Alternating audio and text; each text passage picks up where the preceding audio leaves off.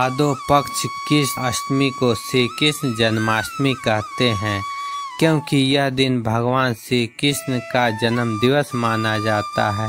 इसी तिथि की घनघोर अंधेरी आधी रात को रोहिणी नक्षत्र में मथुरा के कारागार में वसुदेव की पत्नी देवकी के गर्भ से भगवान श्री कृष्ण ने जन्म लिया था। यह तिथि उसी शुभ घड़ी की याद दिलाती है और सारे देश में बड़ी धूमधाम से मनाई जाती है। जन्माष्टमी के दिन भगवान श्री कृष्ण की जन्म संबंधी कथा भी सुनते और सुनाते हैं, जो इस प्रकार है, जो आज हम आप लोग को सुनाएंगे।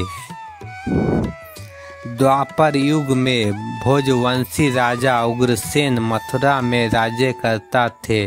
उसके अत्याचारी पुत्र कंस ने उसे गद्दी से उतार दिया और स्वयं मथुरा का राजा बन बैठा। कंस की एक बहन देवकी थी, जिसका विवाह वसुदेव नामक यदुवंशी सरदार से हुआ था। एक समय कंस अपनी बहन देवकी को उसके ससुराल पहुंचाने जा रहा था। रास्ते में आकाशवाणी हुई, हे कंस, जिस देवकी को तू बड़े प्रेम से ले जा रहा है, उसी में तेरा काल बसता है। इसी के गर्भ से उत्पन्न 8वां बालक तेरा वध करेगा। यह सुनकर कंस वसुदेव को मारने के लिए उत्सित हुआ। तब देवकी ने उससे विनय पूर्वक कहा, मेरे गर्भ से जो संतान होगी उसे मैं तुम्हारे सामने ला दूंगी। बहनोई को मारने से क्या लाभ है।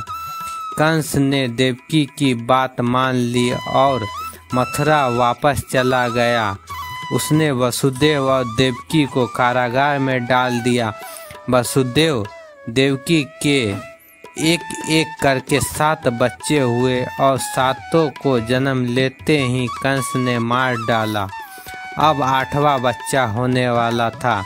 कारागार में उन पर कड़े पहरे बैठा दिए गए। उसी समय नंद की पत्नी यशोदा को भी बच्चा होने वाला था। उन्होंने वसुदेव देवकी के दुखी जीवन को देख 8वें बच्चे की रक्षा का उपाय रचा। जिस समय वसुदेव देवकी को पुत्र पैदा हुआ, उसी समय संयोग से यशोदा के गर्भ से एक कन्या का जन्म हुआ, जो और कुछ नहीं सिर्फ माया थी। जिस कोठरी में देवकी वसुदेव कैद थे, उसमें अचानक प्रकाश हुआ और उनके सामने शंख चक्र गदा पक्ष धारण किए चतुर्भुज भगवान प्रकट हुए। दोनों भगवान के चरणों में गिर पड़े। तब भगवान ने उनसे कहा, अब मैं पुनः नवजात शिशु का रूप धारण कर लेता हूँ। तुम मुझे इसी समय अपने मित्र नंद जी के घर वृंदावन में भेज छोड़ आओ और उनके यहाँ जो कन्या जन्मी है उसे लाकर कंस के हवाले कर दो। इस समय वातावरण अनुकूल नहीं है, फिर भी तुम चिंता ना करो, जागते हुए पहरेदार सो जाएंगे। कारागार के फाटक अपने आप खुल जाएंगे और उपनति अतः यमुना तुमको पार जाने का मार्ग दे देगी। उसी समय वसुदेव नवजात शिशु का रूप श्री कृष्ण को सूप में रखकर कारागार से निकल पड़े और अतः यमुना को पार कर नंद जी के घर पहुँचे। वहाँ उन्होंने नवजात शिशु को यशोदा के साथ सुला दिया और कन्या को लेकर मथुरा आ गए। कारागार के फाटक पूर्व बंद हो गए।